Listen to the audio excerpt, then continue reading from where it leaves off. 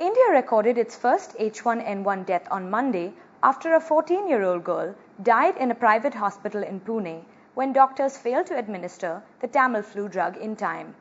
With 558 cases already recorded in India, it's likely that the situation will only get worse. To get more insight into this issue, we talked to Dr. Manish Kakkar of the Public Health Foundation in Delhi. Welcome, Dr. Kakkar. Thank you for being with us. What percentage of the time is swine flu fatal, and has it reached pandemic levels in India as yet? This is a new virus and we are still trying to understand this virus. It's a completely new strain.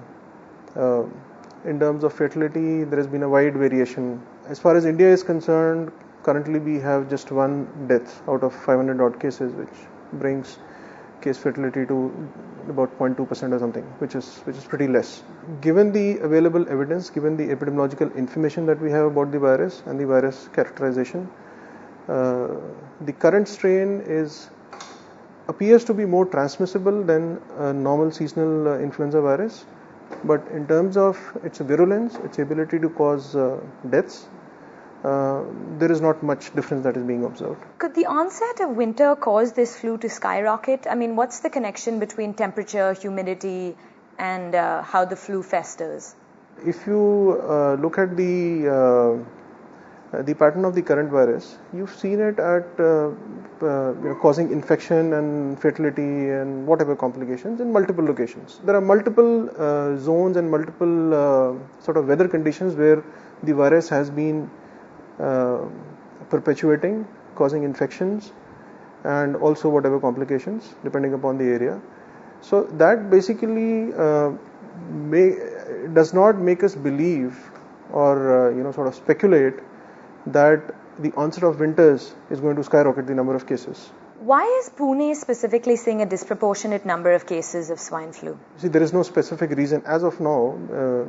As I said, whenever you come across a new agent, there is a lot of evidence that builds up into understanding that agent and why it behaves in a certain manner in certain type of individuals and a certain geographic location. When we talk about Pune specifically, a very wild sort of explanation could be that maybe there were more students which traveled to abroad, or there were more people who traveled abroad and came back to Pune,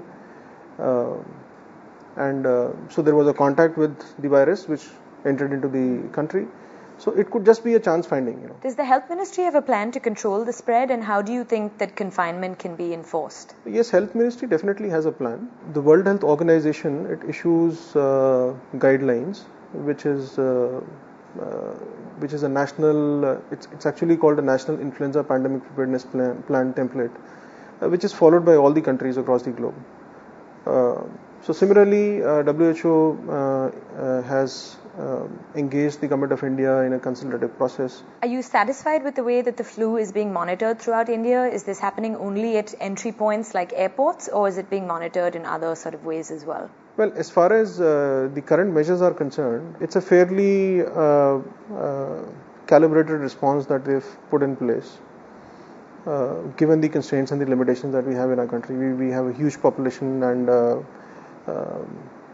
we have not traditionally perceived flu as an illness which is worth even giving attention, and also the educational levels of the people, the practices of the people. So those are some of the challenges. Apart from screening on the airports, there is something called an integrated disease surveillance program within the country which operates in all the districts of the country. And through that program called IDSP, there are district rapid response teams which have been trained and which are on a 24-hour alert to respond to any sort of a cluster. Depending upon how the virus behaves and depending upon the epidemiology of the virus, there are always chances for the virus to fall through the cracks. But definitely there is a scope for ramping up our risk communication, because we are a society, a population, as I said, we haven't traditionally given that kind of importance to flu. Thank you very much for being with us today.